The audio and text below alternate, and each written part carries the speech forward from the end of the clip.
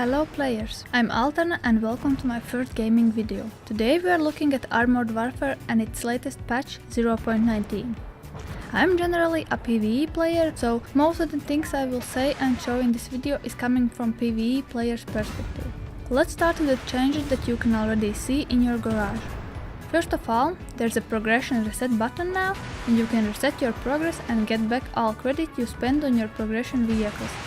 All gold you spend on them, like battle hardener, camouflage and decals. All reputation, what is used for upgrading vehicles, will be returned back to you in form of global reputation after progression reset. Change was made also to the loot system. We can no longer get steel and bronze loot crates in battles. Silver containers are easy to get through daily objectives, and now platinum crates can give you a premium time. Problem that I noticed is that now it's close to impossible to get any loot crate in battles. You have to perform really good to get any crate, even silver. I'm only average player and for me it's impossible so far. Commanders also are changed now. I noticed that now they look very similar to each other. For me, that means I will have to get more commanders to level 5. Before this patch I was thinking that only 2-3 commanders are useful. Commanders will be changed in one of the upcoming updates. Retrofits are also changed now. The price for the best retrofits now is 3 million credits for every vehicle. Tier no longer matter like it did before.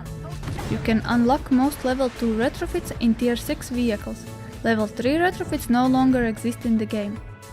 There's also been change to vehicles. All vehicle specs are now different. Many vehicles changed tiers and some also dealers. There are over 20 new progression vehicles. That was about the garage. Let's talk about gameplay. After all, that's very important. Since I'm generally a PvE player, for me it's very hard to talk about balance. I believe that topic is important for PvP only. I did notice that main battle tanks now are much stronger, like Abrams vehicles have a really good armor now. One thing I don't like is that in PvE, bots are breaking my turret ring and gun very often.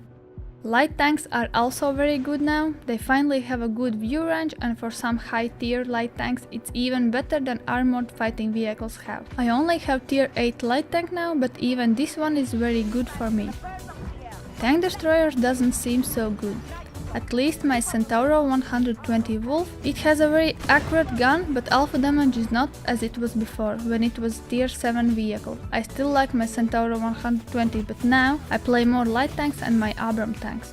My Terminator Reaper was moved to tier 8 and now it's a tank destroyer. It's a very interesting vehicle now for me, because it can now shoot its autocannon forever. Anti-tank guided missiles now I need to shoot while I'm stationary. Before I could shoot them on the move. I hear that shooting on the move will come back in the next update.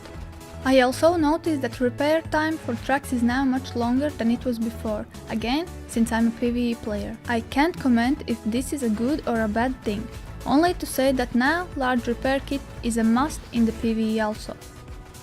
Another great thing that I like about this update is ramming. I can now do a lot of damage by ramming enemy vehicles, and I really enjoy doing it with my main battle tanks. Especially I like to ram light armored vehicles and enjoy the high number that ramming does. In lighter vehicles I try to avoid ramming and suggest you do the same.